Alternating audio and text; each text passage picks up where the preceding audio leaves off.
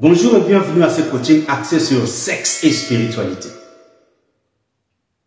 Le fantasme sexuel et la spiritualité, c'est de ça qu'il est question aujourd'hui.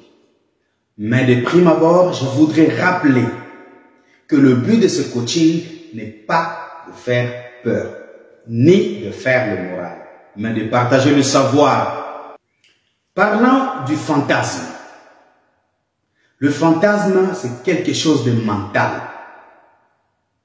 Ouais.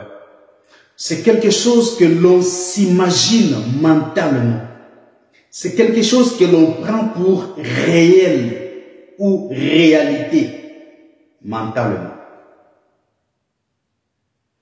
Et vous rencontrez plusieurs couples qui sont fantasmés par le fait de parler et faire des bruits pendant le rapport sexuel. Aujourd'hui, vous allez écouter un autre son de cloche. Si vous ne le saviez pas, le fait de parler pendant le rapport sexuel vous épuise physiquement et spirituellement. Donc, plus vous parlez, plus vous vous déconcentrez. Et plus le sexe perd son aura. Le sexe, ayant perdu son aura, devient un acte vulgaire, un acte animal, un acte immoral. C'est pourquoi vous allez vous retrouver que vous êtes légalement mariés ou vous vivez ensemble légalement, mais vous commettez un acte sexuel immoral parce que le sens sacré du sexe n'y est pas. Donc, ces propos insensés avec lesquels vous êtes en train de nourrir vos ébats sexuels rendent le sexe immoral, vulgaire et animal. Parce qu'il a perdu son aura. Donc, ici, vous comprenez déjà que la spiritualité ne soutient pas le fantasme. Parce que c'est une imagination. La spiritualité n'a rien à voir avec des choses imaginaires.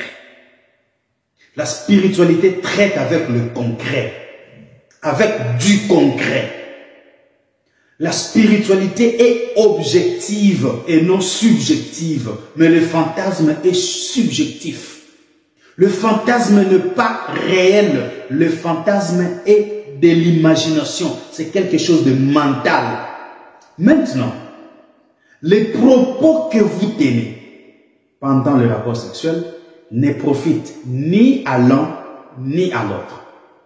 Et pendant ce temps, si votre couple n'est pas blindé spirituellement, si votre couple n'est pas protégé spirituellement, si vous n'avez pas de garde-fous spirituels, des génies du diabolo, qui viennent entourer des acteurs du sexe, ils seront capables de prendre ces propos et les utiliser contre vous.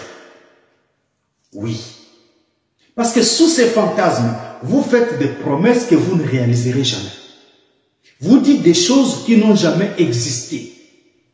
Donc la preuve que cela ne profite ni à l'un ni à l'autre, vous-même qui avez tenu ces propos-là, vous ne pouvez plus vous en souvenir.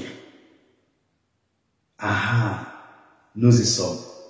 Vous ne pouvez même plus vous en souvenir. Pourquoi? Parce que ces propos ont déjà été récupérés par les génies du diabolo.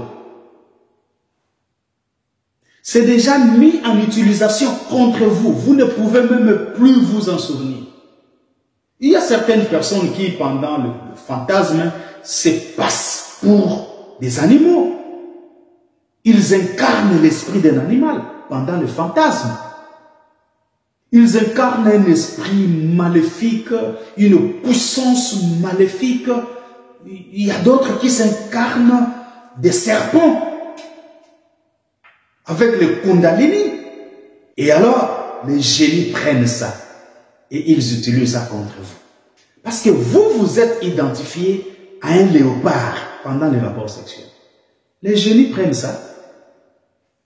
Ils utilisent ça contre vous. Et vous serez là en train de vouloir vous affranchir d'une certaine vie et vous ne saurez toujours pas le faire. Plus vous le ferez, plus vous allez vous empirer dans la situation. C'est ça un léopard. Un léopard a des taches.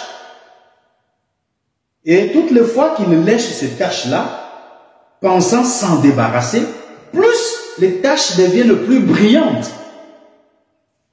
Donc vous, vous êtes incarné de l'esprit de léopard pour fantasmer votre partenaire. Les génies prennent ça, ils le travaillent contre vous et ils projettent en vous l'esprit de léopard.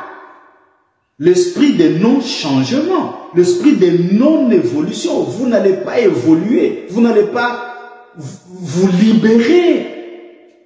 Vous serez toujours là en train de vous lécher et plus vous vous léchez, plus vos tâches, vos imperfections se mettent à jour. Ça, ce n'est qu'un exemple parmi tant d'autres. Et ces choses ne sont écrites nulle part. Ne vous en faites pas d'aller chercher.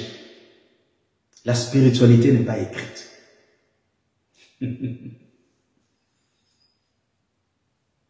Et si vous ne le saviez pas, pendant que vous êtes en train de faire le sexe et que vous êtes en train de parler, vous êtes en train d'exposer vos intentions.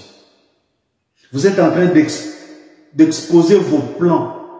Vous êtes en train d'exposer vos sentiments les plus profonds. Et vous ne savez pas qui s'en sert. Je ne sais pas si vous vous êtes déjà posé la question pourquoi le sexe est appelé relation intime. Pourquoi? La réponse, je vous la donne. C'est parce que le sexe est censé se faire dans une intimité totale. Dans le silence le plus absolu. Parce que c'est dans le silence que la communication se fait. La communication spirituelle. C'est dans le silence que le transfert d'énergie se fait. C'est dans le silence que la transformation d'énergie se fait. Donc si vous voulez parler, parlez des choses constructives avant et après le sexe. Si cela a été d'une utilité pour vous, dites merci coach Ben. Au revoir.